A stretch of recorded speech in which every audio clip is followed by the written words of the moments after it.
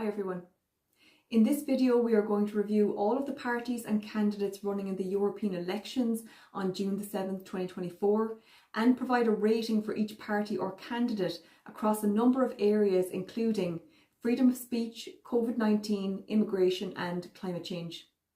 First and foremost, I want to start this video by confirming that I have no party affiliation, and the information used to arrive at the party or candidate rating is all publicly available and includes the likes of party policy documents, statements made to the media and on social media, and in the case of serving politicians, their Oireachtas voting records and debates.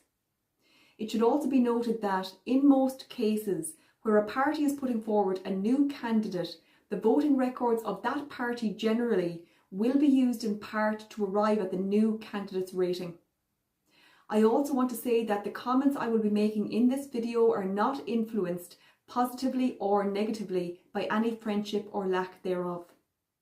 Now, I have chosen to rate candidates against freedom of speech, COVID-19, immigration and climate change because, in my view, these issues have had the biggest impact on our rights, freedoms, opportunities, property, wealth and resources in living memory and will have into the future. With respect to each of the four areas, parties and candidates are grouped according to three ratings, being weak, moderate or strong, and I will provide an explanation for each rating at the start of each policy area. In the event that a candidate or party has not given sufficient voice to any of these areas, I will take it by default that that candidate holds a weak position on this topic. Finally, just to say that this video has been prepared in good faith and I have done a considerable amount of research to arrive at the ratings. That said, I have no doubt that some people will disagree with the ratings I've provided, and that is their right. Also, just to say that at the end of the video, I will outline my voting choices across the three constituencies. So now we will begin with freedom of speech. So on the screen you can see three ratings under the heading of weak, moderate or strong, with weak being those persons most likely to infringe on your right to freedom of speech or expression, and those with a strong rating being the least likely. The first table lists those parties and candidates that have scored a weak rating with regard to freedom of speech, noting that a weak rating means the following: the criminalisation of speech and the right to express dissent based on the subjective perceptions of a complainant, with powers granted to An Garda Síochána to violate the sanctity of your home in search of any material deemed offensive, including the seizure of personal devices and passwords. The parties and people who fall into this category include Fianna Fáil, Fine Gael, the Green Party, Sinn Féin, Social Democrats, the Labour Party and some independent candidates. The second table lists those parties and candidates that have scored a moderate rating with regard to freedom of speech, noting that a moderate rating means the following: the criminalisation or suppression of speech and the right to express dissent. This category includes the likes of People Before Profit and some independent candidates. The third table lists those parties and candidates that have scored a strong rating with regard to freedom of speech, noting that a strong rating means the following: no restrictions on speech or the right to dissent, as the laws already in place are sufficient. This category includes the likes of the Freedom Party, Ireland First, the National Party, the Irish People, Aim 2, Independent Ireland and some independent candidates. The next area that we will look at is COVID-19 and related laws. On the screen you can see three ratings under the heading of weak, moderate or strong, with weak being those persons who either did or would be most likely in the future to vote in favour of COVID-19 laws, and those with a strong rating being the least likely. The first table lists those parties and candidates that have scored a weak rating with regard to the erosion of personal freedoms under the guise of COVID-19 or a similar event, noting that a weak rating means the following: strong government intervention with restrictions on human rights, freedoms and civil liberties, relying on a system of laws and punishments to encourage obedience and a digital passport to track all citizens. This category includes the likes of Fianna Fáil, Sinn Féin, the Green Party, Fine Gael, the Social Democrats, the Labour Party, People Before Profit and some independent candidates. The second table lists those parties and candidates that have scored a moderate rating with regard to the erosion of personal freedoms under the guise of COVID-19 or a similar event, noting that a moderate rating means the following: restrictions on human rights, freedoms and civil liberties, relying on a system of laws and punishments to encourage obedience. This category only includes Independent Ireland and some independent candidates.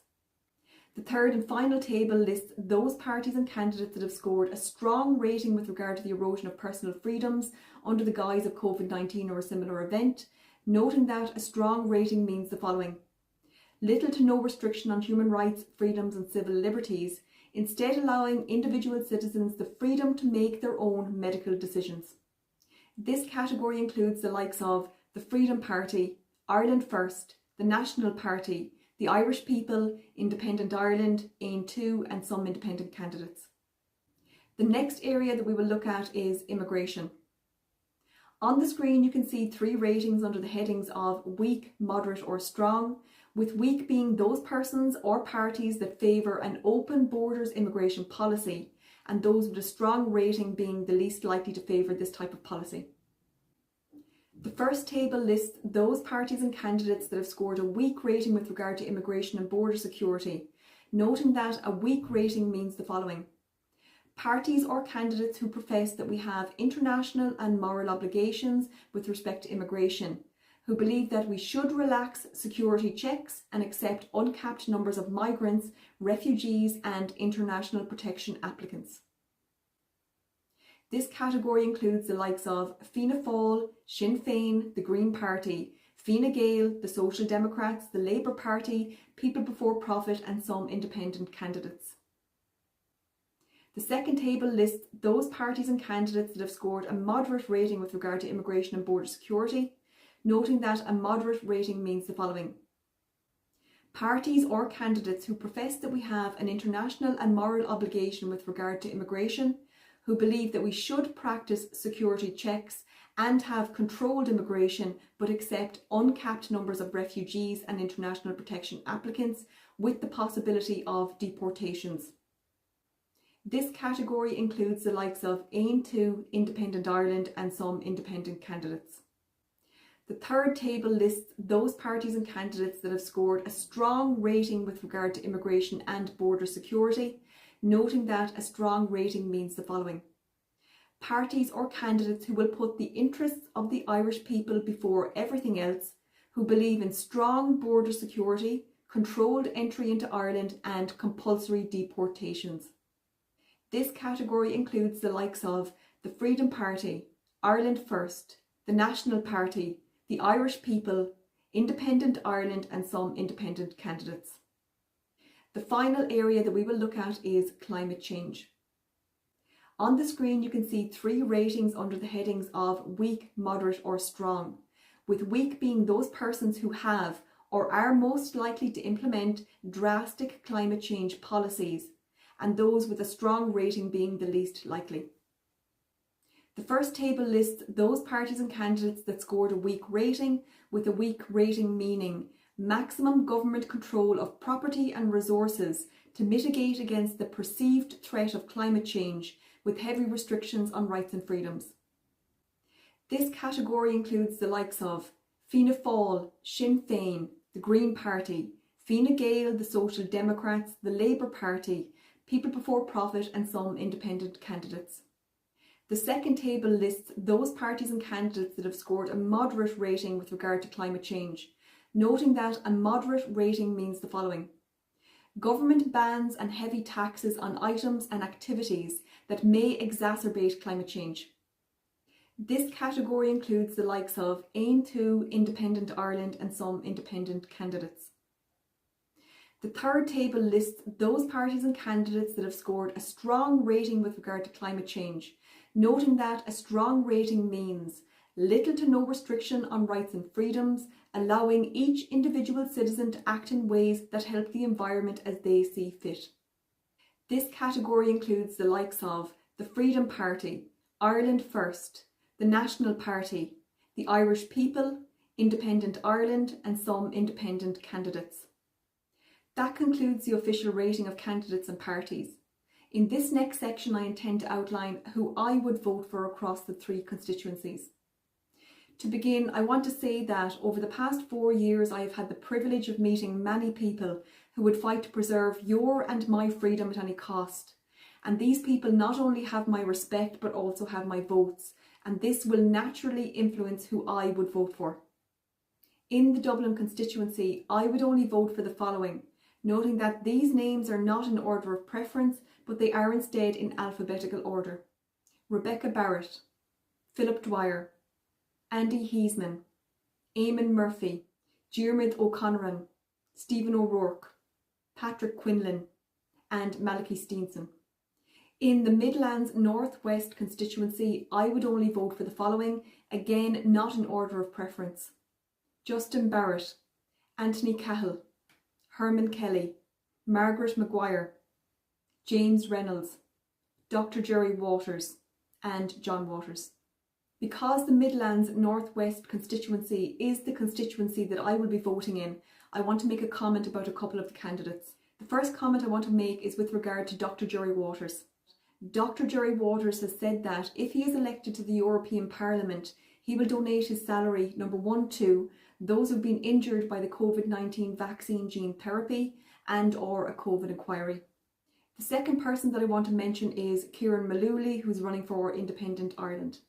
It should be noted with respect to Kieran Malooly that in recent weeks, in reply to an Irish Independent article, he said that he does not believe that Ireland is full as regards immigration.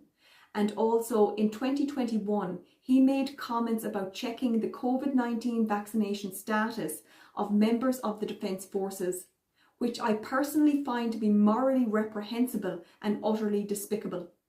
As I said, Kieran Malooly is a candidate for the new Independent Ireland Party. From reviewing many of the candidates that Independent Ireland are running across the European and local elections, it is fair to say that there is little to no consistency between the candidates. And for this reason, you cannot take it that Independent Ireland candidates will vote strong on immigration or the erosion of civil liberties simply because they are Independent Ireland candidates. So I would implore you to carry out thorough research on each individual candidate before offering them your vote. In the Southern constituency, I would only vote for the following, again not in order of preference. Derek Bly, Mary Fitzgibbons, Ross Lahive, Michael Leahy, Una McGurk and Kieran O'Riordan. Before concluding this video, I want to make one final comment regarding the European elections. Many people are saying that they would prefer to see some of the candidates running in the European elections instead put themselves forward for the general election, and that we cannot afford to lose some of these people to Europe. In this regard, please be aware that most of the parties and candidates that I intend to vote for have made a strategic decision to put candidates forward for Europe, because if they are successful in securing a seat in Europe, they will still run in the general election, and if they are successful in the general election, they can delegate their European election seat to another person. Noting that all candidates running in the European elections had to declare who those people were some weeks ago. I have left a link in the description box so you can see who each candidate intends to delegate their seat to should the opportunity arise. So when you're casting your votes on Friday, I would ask you to bear in mind that in all likelihood, if any of these candidates are successful in both the European and general elections, they will most likely delegate their European seat to another member of their party, thereby ensuring that they maximise this period of voting. That concludes this video. I hope the information delivered was of some help, but regardless of whether or not you agree with the information in this video or not, know that your vote counts. So please get out and vote on Friday, and let's try and turn the country around. Thanks for listening.